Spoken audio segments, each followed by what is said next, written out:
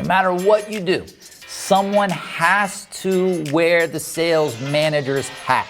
Someone needs to own that role. And that might be you. That might be someone that you need to hire. That might be someone you need to promote. That might be somebody in your business that you need to assign that role to, but someone has to wear that hat. It's too delicate to just leave it up to chance. You know, it's a very proactive position. You don't want that sense of worry that comes when things slow down. You've got to work on building your sales machine. You've got to have that thing strong. By focusing on your sales management as the controlling piece, you'll feel more confident to do the things that you need to do. So let's talk about the role of sales manager and what that sales manager needs to do. Today, I want to get into how to manage the sales, because no matter what you do, someone has to wear the sales manager's hat. You don't need to go get a separate sales manager. Some of you do, depending on the level that you're at in your company, but someone has to wear that hat. So sales manager is a role, right? Sales manager is a role that someone needs to own that role. And that might be you. That might be someone that you need to hire. That might be someone you need to promote. That might be somebody in your business that you need to assign that role to, but someone has to wear that hat. The reason is it's too delicate to just leave it up to chance. You know, it's a very proactive position, and your sales need to be proactive. You know, back in the day, I put a big yellow page ad out and put my feet up on the desk and sat there and just answered the phone and just booked jobs. It was pretty easy back in the early days, you know? But now there's more competition, right? There's more people, there's more places for people to go. When someone goes online looking for a mover, look at all the options.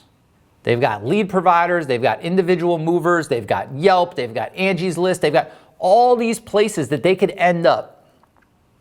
And our job is to make sure that you get those leads, right? But getting the leads isn't enough, because if you're spending money on marketing and you're not maximizing that marketing, it's cutting into your profitability. You guys, I want to see everybody here at that 20% or more profitability. You know, take home for you.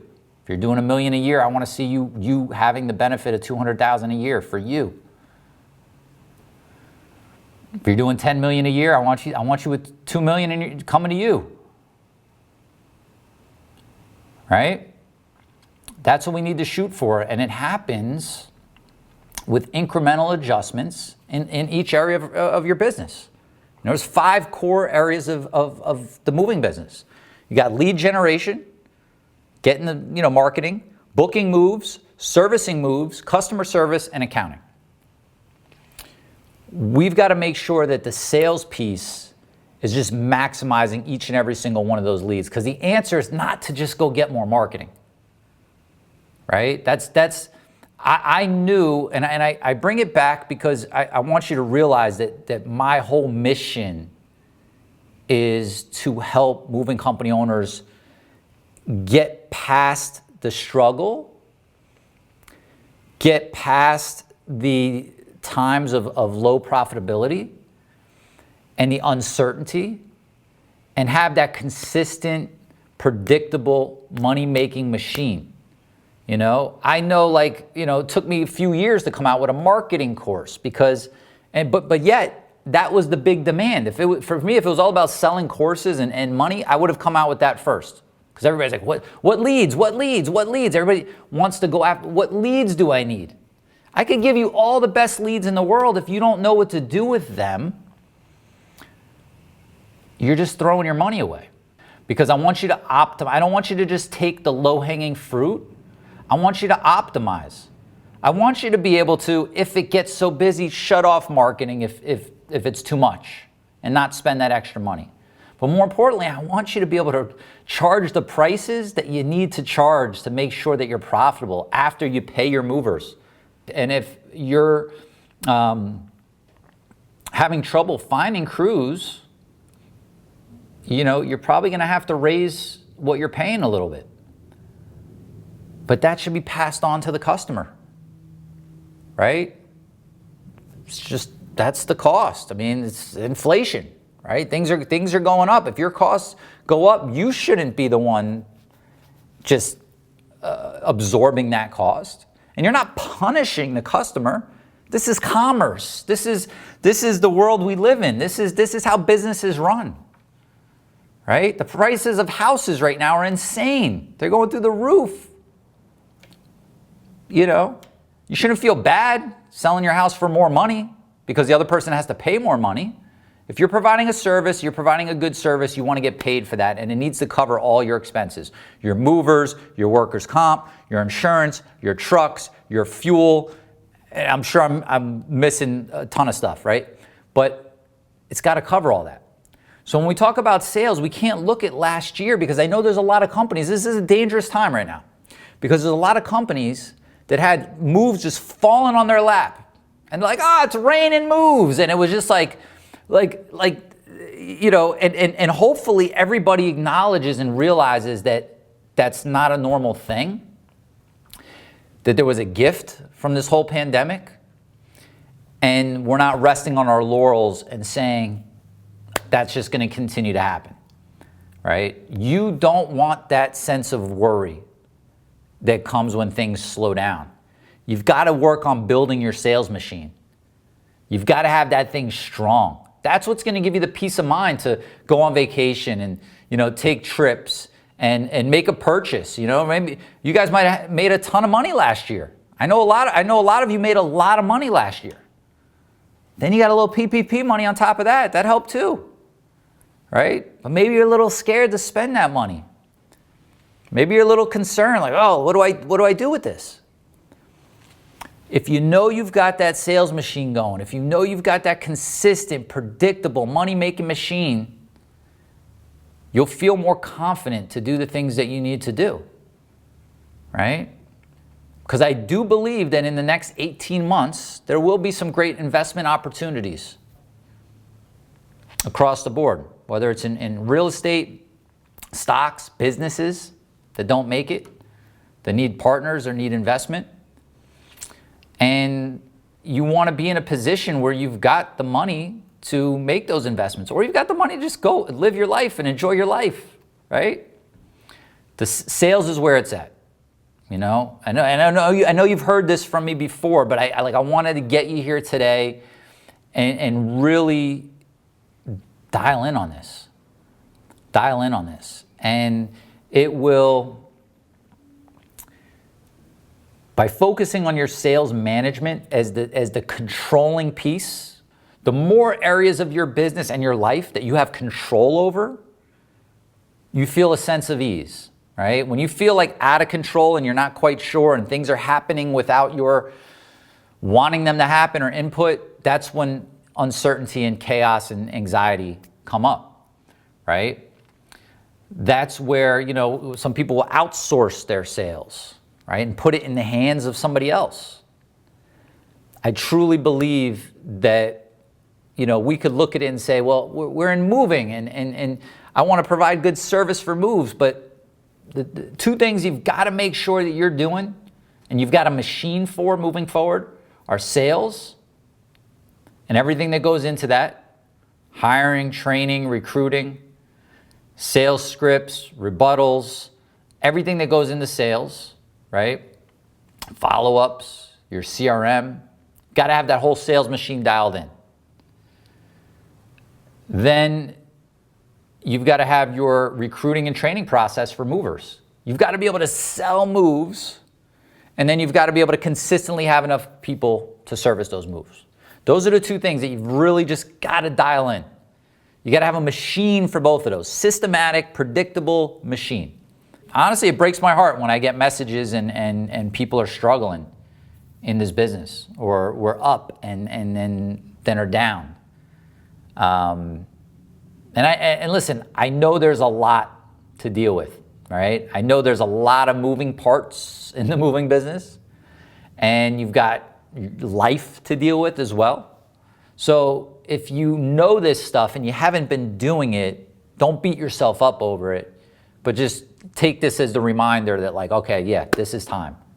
Because either we get proactive now or we sit at some point, I don't know when it'll be, but we sit at some point and we're like wanting to pull our hair out because we don't know why we don't have the profitability that we want to have. You know, we usually get excited in this business when we see jobs getting booked. I want you to know that those jobs turn into profitability for you, for your family, for your, retirement, and everything that you're hoping to accomplish in life, and that you need that vehicle for financial freedom. This is that business. You guys should be out there making a lot of money right now. So let's talk about the role of sales manager and what that sales manager needs to do. Remember, you don't have to go hire a sales manager, but someone has to wear the sales manager's hat. If it's just you, I broke this down to the core stuff, okay, that your sales manager, whoever's wearing that hat, needs to be doing right away. First thing is, every single day is a morning opportunity review. A morning opportunity review. What this means is you pull up all the leads in your system. Okay, when I say you now, I'm talking whoever's a sales manager needs to be doing this, right? You pull up all the leads in your system, right? Let's say your software, most of you are in Smart Moving or whatever software you might be using, and go through all the opportunities. Like, so if I'm looking at, I got 5 different reps, I want to pull up each rep and then look at all their opportunities. I want to make sure I'm looking at, hey, are they calling and to get a hold of the customer? Because we've got 2 jobs with leads, right? First, we need to get them on the phone, and then we need to book them, right? So to get them on the phone, we call them, we message, we call, we leave a voicemail, we email, we text, right? CMET, call, message, email, text, every time. We want to be doing that twice the first day, 1 more time the next day. All right, if you want to get aggressive with it, you could do 3 the first day, 2 the second day, and 1 more time the third day.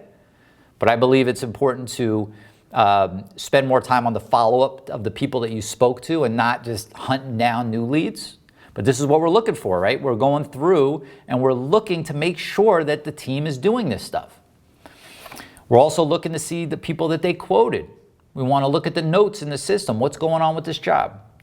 In the notes, anybody that they spoke to, there should be something in the notes that says what it's going to take to book the job. What's the reason that they didn't book? Customer said they need to speak to their husband, will be calling us back. Isn't sure of moving closing date, is going to call back. Said our price is too high, but will let us know. Whatever it is, there needs to be something there in the notes so that there's communication with the sales manager. The sales manager is the one that's making sure it all happens, right? If, like I know with my company, if I could have booked every single job myself, I would have loved to just book every single job myself. But you can't scale that way. You can't grow that way. So you look at yourself almost like sales manager is like an octopus with a bunch of tentacles, right? Each sales rep's a tentacle, but you got to make sure that they're doing what they're supposed to do. So then you're also pulling up the people they quoted, and you're looking to see if they're doing their follow-up, right? Their 5X follow-up. They should be following up, that day, the next day, skip a day, follow up again. There's so much money being left on the table from companies not following up after they give the quote. The stance of, if they want to book with us, they'll call us back, is robbing you of your wealth in the future. People can feel how they want to feel about it. I don't want to be pushy. Follow-up is not pushy. Make sure when you follow up, you've got a reason for the follow-up. Always have a reason for the follow-up. And the best way to get your team on board is this, the morning opportunity review. If you could do this in a half hour every day. If you can't make time to make sure that your team is out there selling, you can't make a half hour and then your priorities are out of whack. This is important. Are they doing their follow-up? Now, what you do is during this time, you're able to have conversations, and maybe you've got teams working from home. It doesn't matter. Right now, it's just as easy to have teams working from home as in the office.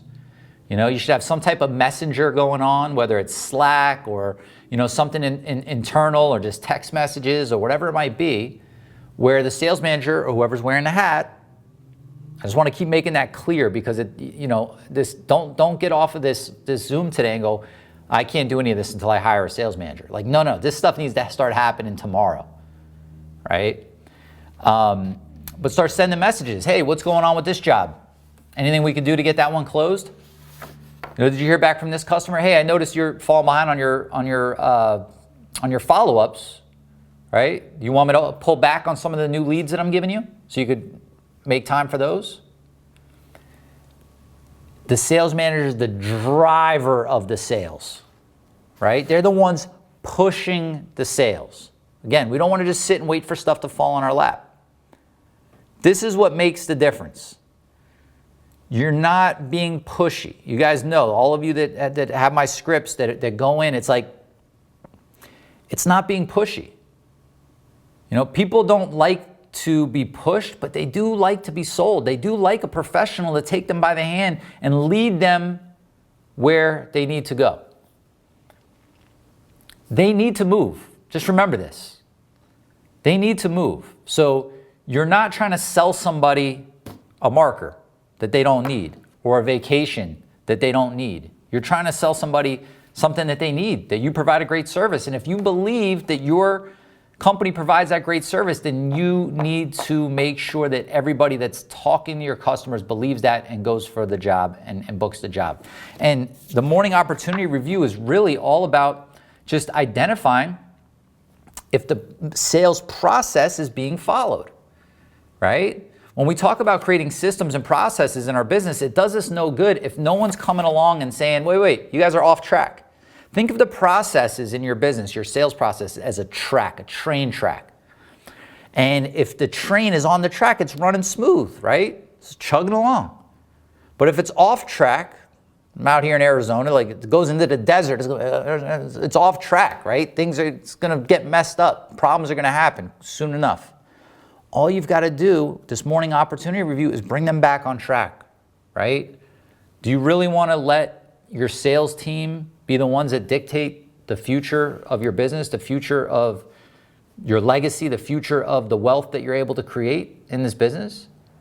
They just need a reminder. That's why there needs to be a sales manager. If they were able to do it all on their own and would follow it to a T and would consistently stay on top of their follow-ups, then you wouldn't need that. But that's why managers exist. The whole reason why the word manager is there, why companies have managers in different areas, is because the employees that are under that manager don't just do exactly what they're supposed to do each and every time. The manager's job is to bring them back to the processes, right? So morning opportunity review. Then they need to also be quarterbacking the leads. Quarterbacking the leads. And so what this means is, as a quarterback, right, in football, if you're a quarterback, you might need to call an audible, right? You go up to the line, you see the defense lined up a different way. Maybe you need to call an audible, change up the play at the last minute, right? Or maybe you get the ball, there's nobody open, and you've got to do a QB sneak and run it yourself. Your job as the quarterback is to advance the ball down the field. So whether that's pass it, hand it off, run it yourself, throw it out of bounds to prevent the sack, you've got to quarterback the leads the same way. And what that means is you've got to get the leads in the hands of the right people that give the company the biggest and best opportunity to book those jobs, right? So this is part of lead distribution. Who gets the leads? Who gets the phone calls? How do we distribute them?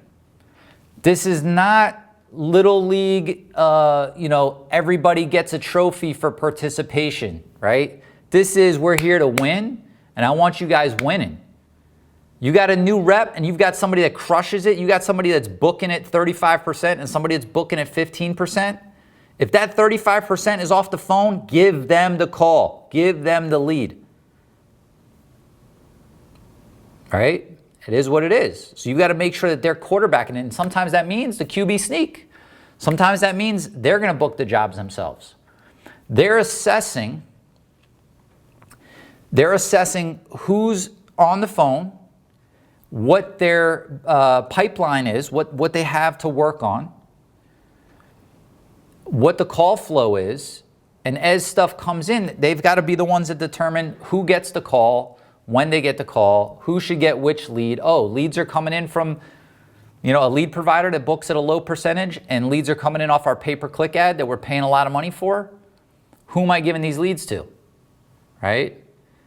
There needs to be intention behind how leads get distributed. So, quarterback the leads. Remember, these are I'm giving you guys the top 5 things that your sales manager needs to be doing right away, okay? That are going to make the biggest impact. The next one is keeping the energy up. Keeping the energy up. And whether you're working remotely or you're working in the office, it could be,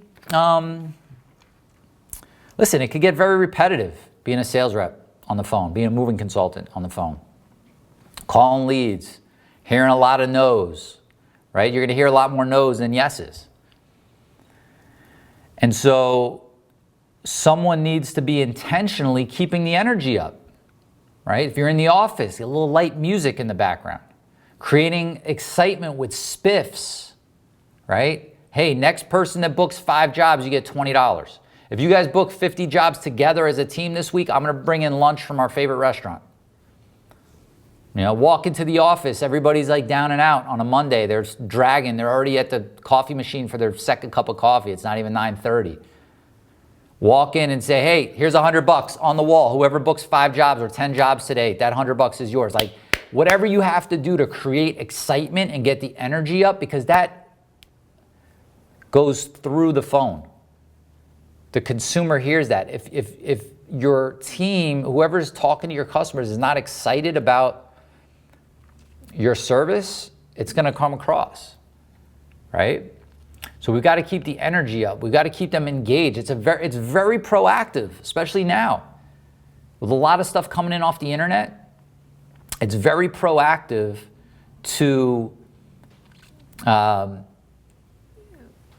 do follow-ups, to call people more than one time, to get them on the phone, to send texts, to send emails. It's very proactive.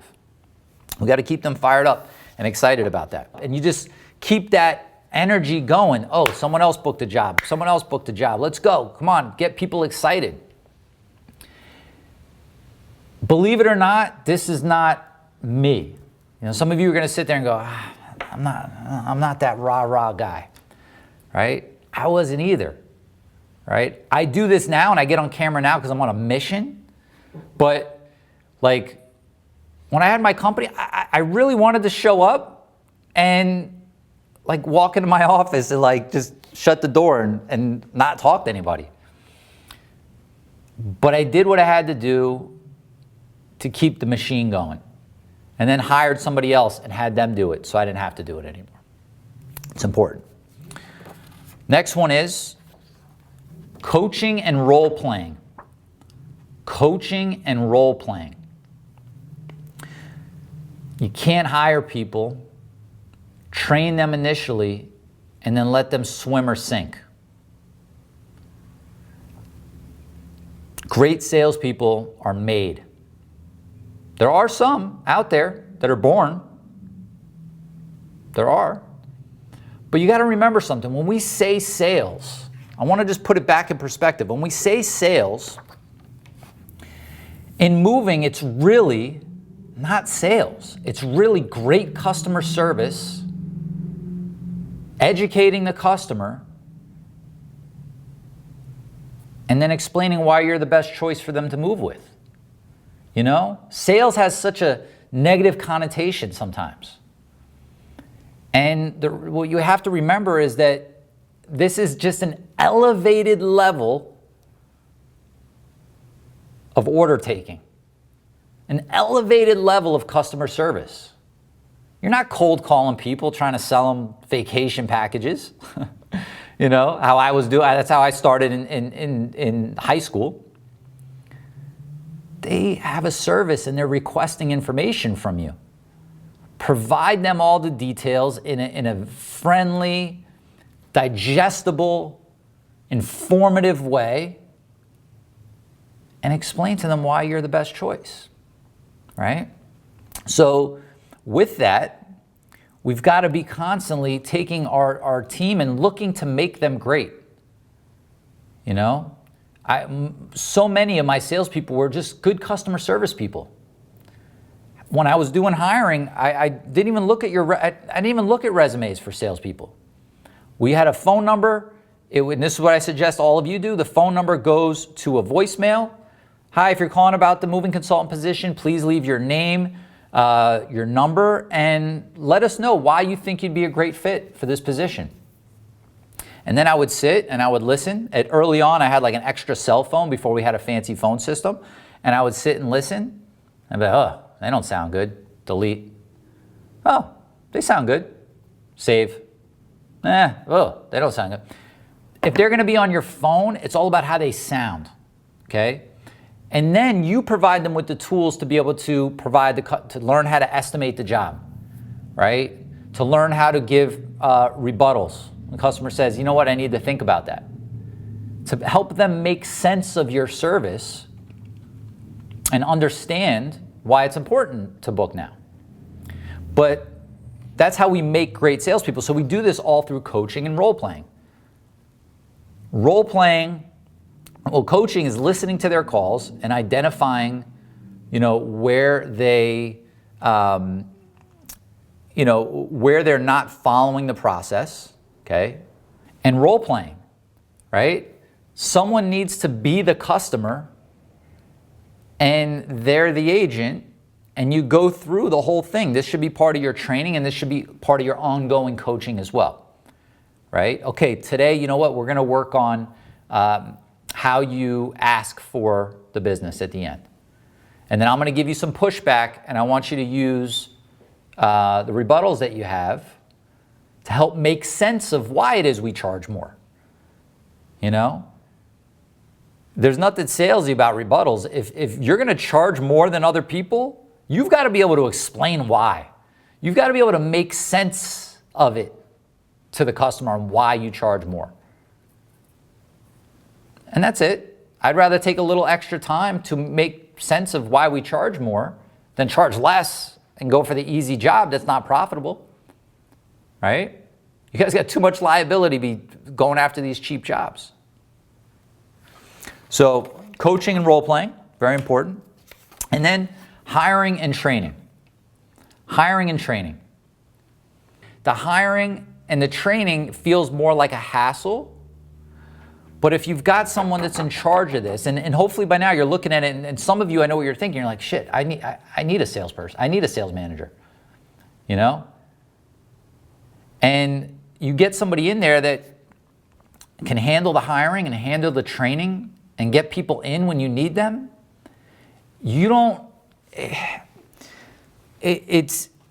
When you go a period of time shorthanded and leads are falling through the cracks, you're leaving so much money on the table. But it's not that you're just leaving free money on the table. You're leaving money that you paid to get those leads on the table. So the cost to you and the cost to your business is significant. So when we look at, okay, what's it going to cost? I just worked this up right before we got on because I wanted to have it ready so I didn't have to do the calculations for you. What's it going to cost to hire a sales manager? All right. So let's just say you want to pay somebody $50,000. Okay. Could be 50, could be 75, could be 100. Depends on the level of your company, how many reps they're managing, what caliber. But let's say it's going to cost you $50,000 to get somebody in. In order to pay for that, you need another $250,000 in revenue a year. Okay, $250,000 in revenue a year. at a 20% profit margin to be able to pay for that. And that's simple math. That's not even taking into the equation the amount of leads that aren't getting wasted and burned and that are converting, right? So the number's actually lower than that. I wanted to make it the extreme. Let's say you got a $1,000 average move. That's an extra 20 jobs a month. Now, for some of you, you might do 20 jobs a month now. So that's like, that might be double your business. For some of you, you're like, 20 jobs a month? That's like less than a job a day. Do you think if you had somebody in there doing these things, that you could book a job a day, 5 jobs a day, 10 jobs a day extra? You definitely can. You definitely can. The sales don't just happen, right? It's gotta be managed. And if it's like, hey, Louis, that sounds like a lot of work, then, you know, I'm here and I'm doing my part and I'm telling you what it's gonna take to get to the next level. If you wanna get to the next level, it requires next level thinking and it requires next level action. Doing what you've always done won't get you to where you wanna go. Unless you're just on that fast track and you're already doing it and you're on your way and you just haven't yet, you're still in lag time. Like you put in the effort and you're on your way, you're just not there yet. But this is it. You know, we can't just wish and visualize our success into existence. And no matter what other areas of our business we want to focus on, we've got to dial in our sales. And not just the sales, but the management of the sales. Hey, my friend, before you go, you've got to hurry and watch these next few videos over here. They will absolutely help you take your moving company to the next level. Go watch them now, and I'll see you over there.